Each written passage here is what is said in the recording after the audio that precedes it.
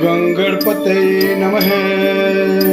बसंत ज्ञान सागर में आप सभी दोस्तों का स्वागत है। तो दोस्तों आइए आज हम सभी जानते हैं तैलंग स्वामी जी का जीवनी। तो दोस्तों कहा जाता है कि तैलंग स्वामी जी का जन्म आंध्र प्रदेश के विजयाना नामक जनपद के होलिया नामक एक गांव में हुआ था। इनके पिता का नाम नरसिंह राव और माता का नाम विद्यावती था। इनका जन्म 15वीं शताब्दी के अंतिम चरण में हुआ था। इनकी निश्चित जन्म तिथि ज्ञात नहीं है। कहीं इन्हें 1529 में तो कहीं 1607 ईस्वी में उत्पन्न माना जाता है। इनकी माता भगवान शिव की उपासिका थी। भगवान शिव के कृपा स्वरूप इनका जन्म मानने के कारण उन्होंने इनका नाम शिवराम रखा था। बचपन से ही सहज वैराग्य एवं विषय विरक्ति का इनका स्वभाव था, जिसे इनकी माता भी समझती थी। अपने इसी स्वभाव के कारण ये अविवाहित रहे। जब ये 40 वर्ष के हुए तभी इनके पिता का और जब ये लगभग 52 वर्ष के हुए तब इनकी माता का देहांत हो गया। इसके बाद इन्होंने अपनी साधना स्थानीय शमशान भूमि से आरंभ किया और वहाँ 20 वर्ष तक साधना की।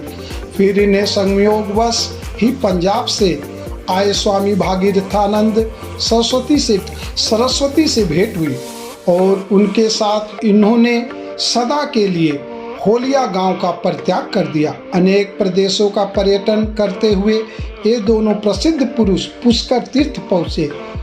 वहीं लगभग 78 वर्ष की अवस्था में शिवराम ने भागीरथ स्वामी से संन्यास की दीक्षा ली।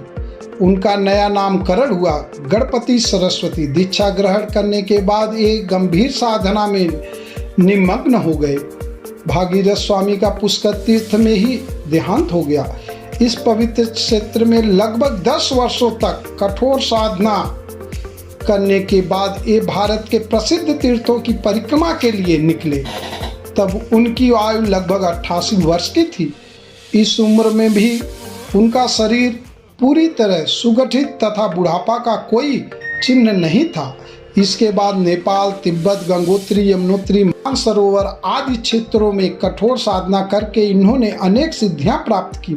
फिर नर्मदा नदी, प्रयागराज आदि अनेक तीर्थ स्थानों में निवास एवं साधना करते हुए अंततः यह काशी पहुँचे। आंध्र प्रदेश के तैलंग क्षेत्र से आने के कारण काशी के लोग इन्हें तैलंग स्वामी के नाम से पुकारने लगे और इस प्रकार इनका नाम तैलंग स्वामी प्रसिद्ध हो गया। वहाँ ये लगभग 150 वर्ष रहे। विक्रम संवत 1944 फसली साल 1294 पौष माह शुक्ल पक्ष की एकादशी तिथि सन 1887 को इन्होंने नश्वर शरीर छोड़ा। वाराणसी में तैलंग स्वामी के दर्शन के लिए स्वयं रामकृष्ण परमहंस भी कई बार गए थे। स्वामी जी उन दिनों मणिकर्णिका घाट पर मौन व्रत धारण करके रहते थे। जब पहली बार परमहंस जी मिलने गए तभी स्वामी जी ने अपनी सुंगनी की डिब्बी श्री राम की परमहंस के आगे रखकर उनका स्वागत किया था। परमहंस जी ने स्वामी जी के शरीर के सभी लक्षणों को बारीकी से देखकर लौटते समय अपने अनुदायी हृदय से कहा था, इन्हें यथार्थ परमहंस के सभी लक्षण दिखाई देते हैं। ये साक्षात विश्वेश्वर हैं। तैलंग स्वामी लाहिड़ी महाशय के परम मित्र थे। उनके संबंध में कहा जाता है कि वे 300 वर्ष से अधिक आयु तक जीवित रहे। उनका वजन 300 पौंड था। दोनों योगी प्राय एक साथ ध्यान में बैठा करते थे। तैलंग स्वामी के चमत्कारों के संबंध में अनेक बातें कही जाती हैं। अनेक बार घातक विष का पान करने के बाद भी वे जीवित रहे। अनेक लोगों ने उन्हें गंगा के जल में उतरते देखा था। कई दिनों तक वे गंगा जल के ऊपर बैठे रहते थे अथवा लंबे समय तक जल के नीचे छिपे रहते थे। वे गर्मी के दिनों में भी मध्याह्न समय मणिकर्णिका घाट के धूप से गर्म शिलाओं पर निश्चल बैठे रहते थे। इन चमत्कारों के द्वारा वे यह सिद्ध करना चाहते थे कि मनुष्य ईश्वर चैतन्य के द्वारा ही जीवित रहता है, मृत्यु को उनका स्पर्श नहीं कर सकती थी। आध्यात्मिक क्षेत्र में तो तैलंग स्वामी तीव्र गति वाले थे। उनका शरीर भी बहुत विशाल था, किंतु वे भोजन यदा कदा ही करते थे। वे माया विमुक्त थे और उन्होंने इस विश्व की ईश्वर के मन की एक परिकल्पना के रूप में अनुभव कर लिया था। वे यह जानते थे कि यह शरीर धनीभूत शक्ति आदि कार्य साधक आकार अतिरिक्त कुछ नहीं है, अतः वे जिस रूप में चाहते शरीर का प्रयोग कर लेते थे। उनका मस्तिष्क स्वभाव। तैलंग स्वामी सदा नग्न रहा करते थे, किंतु उन्हें अपनी नग्न अवस्था का तनिक भी ज्ञान नहीं होता था। उनकी नग्नावस्था के बारे में पुलिस सतर्क थी, अतः उन्हें पकड़कर पुलिस ने जेल में डाल दिया। इतने में तैलंग स्वामी जेल की छत पर दिखाई पड़े।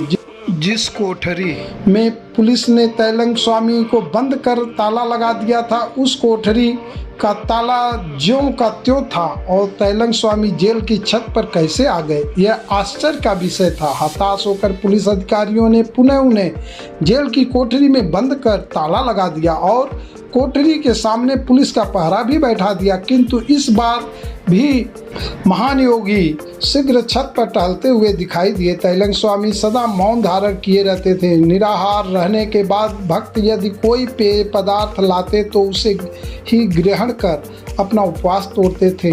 एक बार एक नास्तिक ने एक बाल्टी चूना घोलकर स्वामी जी के सामने रख दिया और उसे गाढ़ा दही बताया।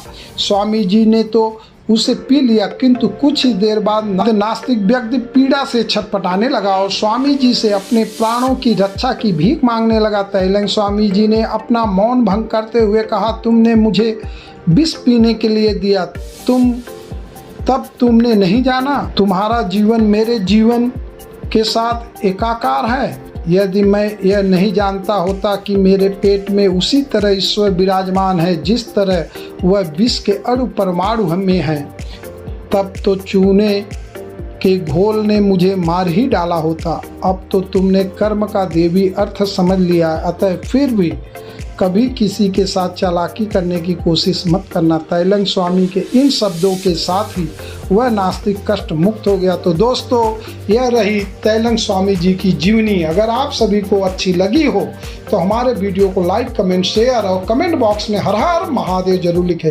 हर हर महादेव।